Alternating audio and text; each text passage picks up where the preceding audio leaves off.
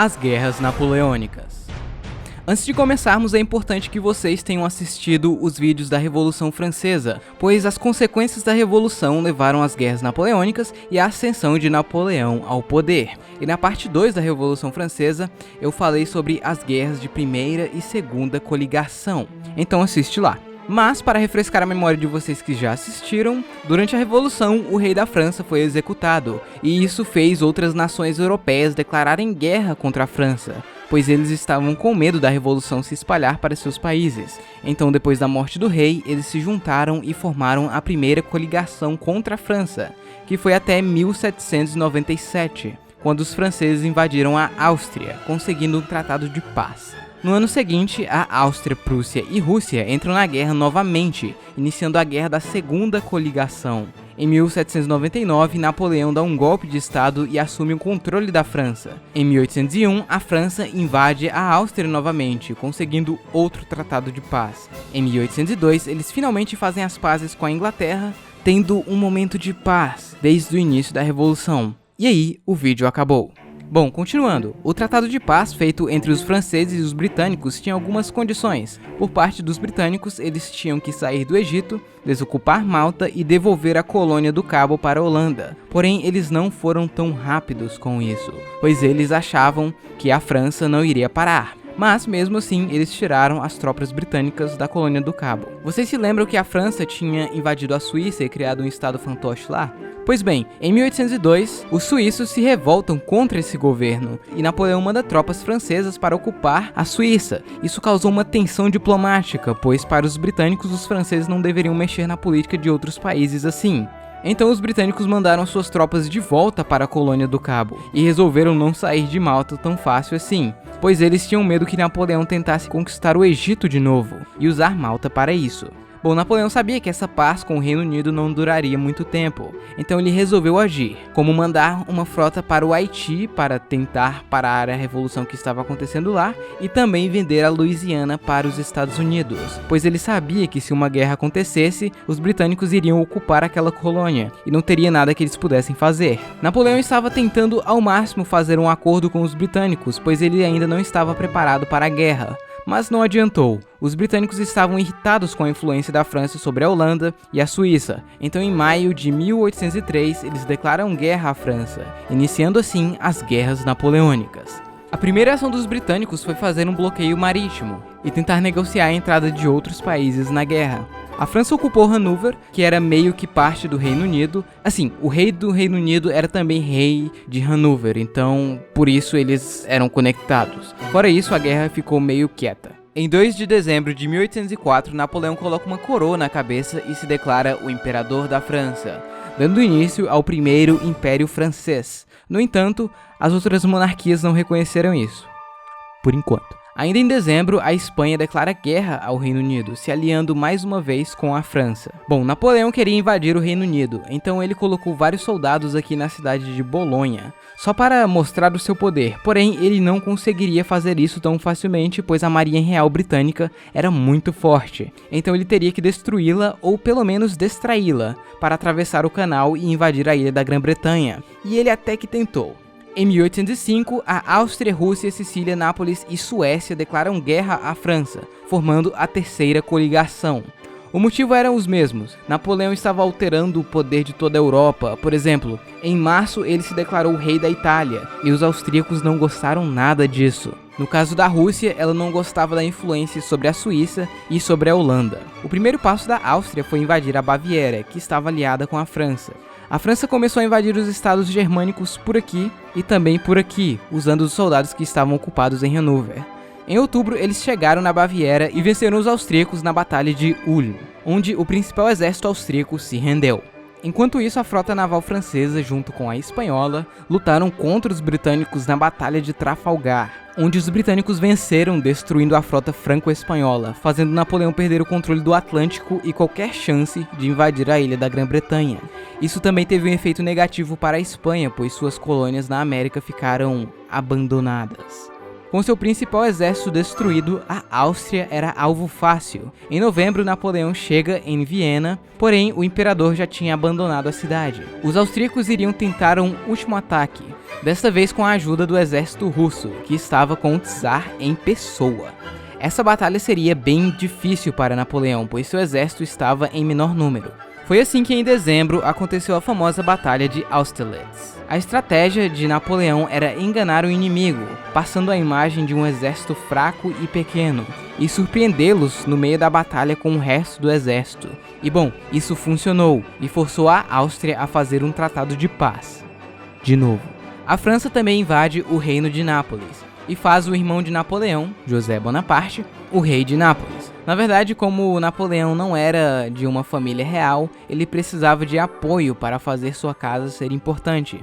Então ele começou a colocar parentes em vários lugares. Luís Bonaparte, seu outro irmão, virou rei da Holanda. Seu outro irmão, Jerônimo Bonaparte, seria o rei de Westfália. Sua irmã Caroline Bonaparte seria a rainha consorte de Nápoles. Sua outra irmã, Paulina, seria princesa da França, duquesa de Guastalla e princesa consorte de Sulmona e Rossano. Sua outra irmã, Elisa Bonaparte, seria princesa de Lucca e Piombino e grã-duquesa da Toscana.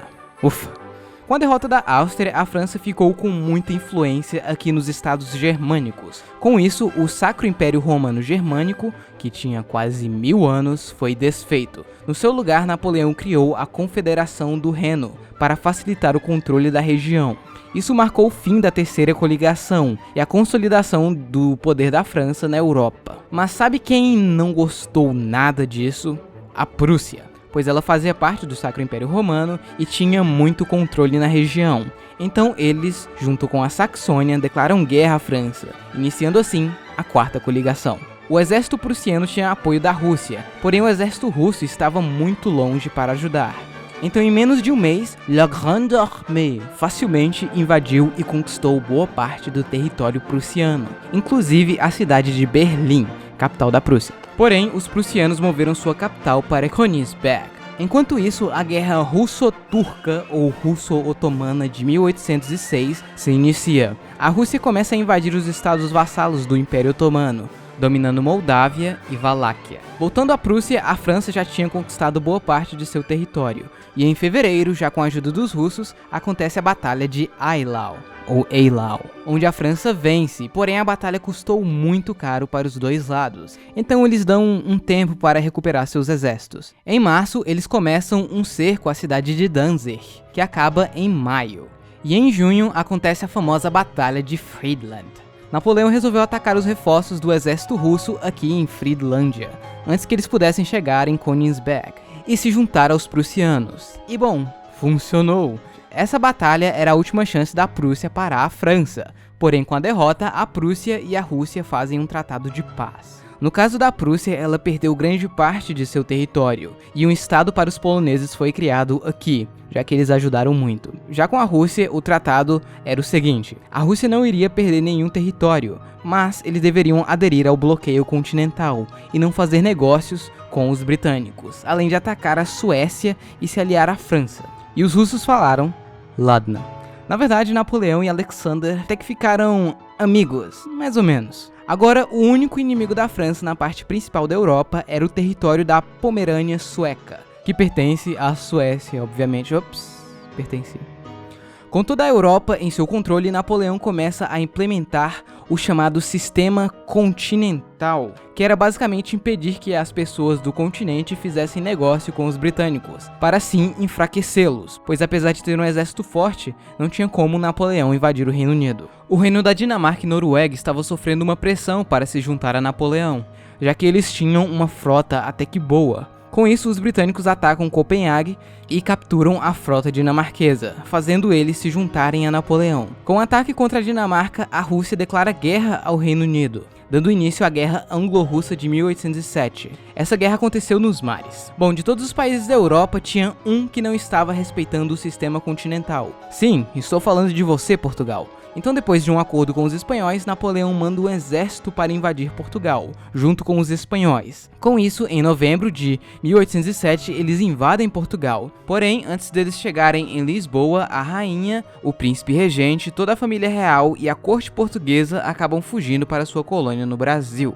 Mesmo assim, os franceses dominaram Portugal. A ideia de Napoleão era dividir Portugal em 3 reinos, e ele até que tentou. Enquanto isso, a Rússia invade a Finlândia, que nesse tempo pertencia à Suécia, iniciando assim a Guerra Finlandesa, que duraria um ano. A relação entre a França e a Espanha não estava muito boa. Alguns espanhóis não estavam obedecendo o sistema continental e muitos faziam contrabando para os ingleses. Na verdade, isso aconteceu em vários lugares. Era bem difícil e custoso patrulhar este comércio. Mas a França achava que a Espanha fazia isso de má fé. Então, com a desculpa de mandar reforços para Portugal, a França lança um ataque contra a Espanha, iniciando assim a Guerra Peninsular, que duraria mais de 5 anos e seria uma das mais sangrentas. Em junho, José Bonaparte, o irmão de Napoleão, é proclamado o rei da Espanha. Sim, ele era o rei de Nápoles, mas acabou tendo que pegar um cargo mais importante. E bom, isso deixou alguns espanhóis furiosos com os franceses, pois eles eram bem leais ao seu rei. E no mais, a Guerra Peninsular foi a mais diferente de todas as guerras envolvendo Napoleão, pois ao contrário de um exército aqui, outro ali, uma batalha aqui e ali, e dominação de cidade e tudo mais, aqui foi uma guerra de guerrilha. Assim como aconteceria no Vietnã, com os Estados Unidos, e no Afeganistão, com a União Soviética, no qual eu já fiz vídeo sobre. Então, nesse tipo de guerra, os soldados e até pessoas comuns começam a atacar o invasor de surpresa, em todo lugar, e isso fez a Guerra Peninsular ser extremamente difícil para a França. Os britânicos apoiaram financeiramente os espanhóis e portugueses, além de mandar um exército expedicionário para Portugal. A Guerra Peninsular também custou caro para a Espanha, pois várias revoluções começaram a acontecer nas suas colônias na América, e eles não podiam fazer muita coisa, e foi assim que vários países da América declararam sua independência. Bom, a Guerra Peninsular estava indo de mal a pior para a França, então em novembro, Napoleão teve que ir cuidar disso pessoalmente, junto com o exército principal da França, e eles conseguiram reconquistar boa parte da Espanha, assim como a capital, Madrid, além de fazer os britânicos recuarem e invadir o norte de Portugal. Com Napoleão e o principal exército francês ocupados na Espanha, a Áustria vê que é o momento certo para atacar e declara guerra à França, iniciando assim a Quinta Coligação. Ela inicia atacando o norte da Itália, a Baviera e o Ducado de Varsóvia para recuperar territórios perdidos. Bom, os poloneses expulsaram o exército austríaco e os franceses se reorganizaram para mais uma campanha contra a Áustria. Em maio acontece a Batalha de Aspen-Essling, essa que foi a primeira derrota de Napoleão. Seria este o início do fim? Não, pois os franceses chegaram em Viena e acabaram ganhando dos austríacos na Batalha de Wagram, fazendo a Áustria assinar um tratado de paz, pela 4ª vez em 12 anos. A Guerra Finlandesa entre a Suécia e a Rússia chega ao seu fim. A Suécia perdeu a Finlândia, que acabou virando o Grão-Ducado da Finlândia, um estado semi-independente da Rússia. Alguns meses depois, a Suécia sai da guerra contra a França. Até então, Napoleão tinha um controle de boa parte da Europa, porém, muita coisa ainda vai acontecer.